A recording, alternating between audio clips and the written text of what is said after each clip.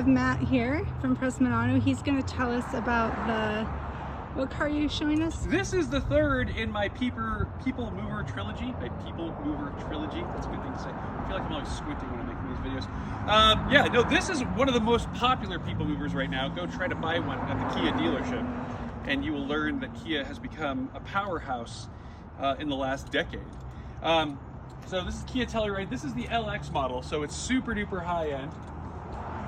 You get a ton of technology, a ton of great design features, and a great engine and super responsible, reliable automobile.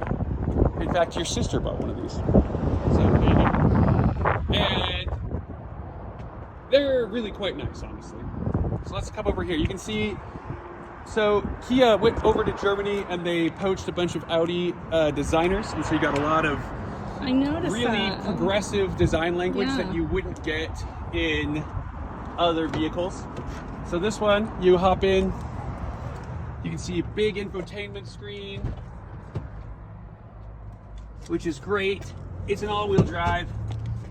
Oh wait, no, the LX is the SX is just top of the line. So the LX is kind of the entry model, but even on the entry level model, you have adaptive cruise control, lane departure, collision avoidance, blind spot monitoring, big infotainment, upgraded stereo, you know, all the things that you want. A great fuel economy with a V6, and you know, a lot of really good things for the price. Pretty.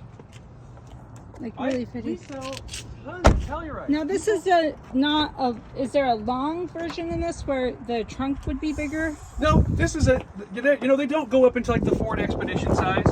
They stay about this size in the segment. So of the three that we've looked at, the longest is the Subaru Ascent. The best rear storage, I think, is the Ford Explorer, followed by the Kia Telluride. It's got this secret compartment down here where you can get to your spare tire, but you still have a flat workspace. But again, you can fold down your middle row. You see that? Oh yeah, that's nice. Which is fun, but this one doesn't have the electronic fold down seats. The SX will have that. This one just has the pull up. And you can see, but it has great ventilation for your rear seats, your iPhone chargers, drink holders, things that are kind of good for the mom or a family with lots of kids. Kind of to replace a van, maybe? Exactly. This is an 8-seater SUV, great four-wheel drive system, and it totally replaces a van. And it doesn't look like it's a minivan. How much is this? That's a really good question. I'm glad you asked this one. This one's probably around 36.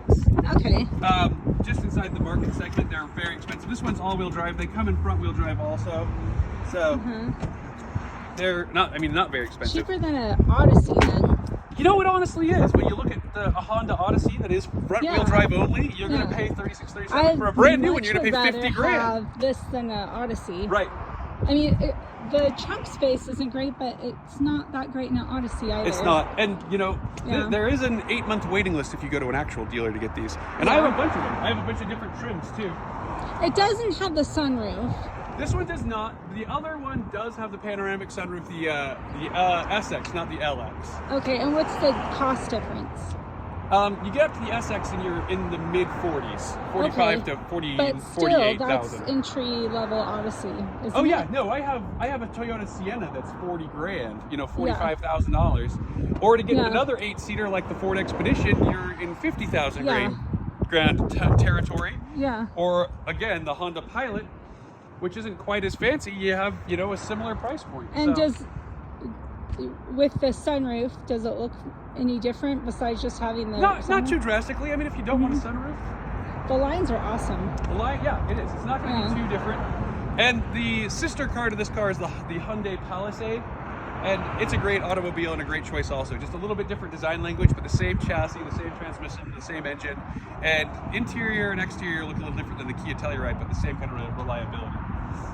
So, I mean, between those three, you're kind of spoiled for choice with people movers right now. You think that it's just minivans, but it's not anymore. You have a lot of options, and you don't have to be, you know, stuck. If you don't want to be minivan people, you don't have to be anymore. You can be in an Explorer, in an Ascent, in a Telluride, in a Palisade, in a Pilot, and have a car that gets good fuel economy, all-wheel drive. You can go to the ski resort, and you can go to the desert, and you can hang out with your family and look cool at the same time, because everyone knows what a wait list is for these cars. Cool. Thanks, Matt. Yeah, have a great one.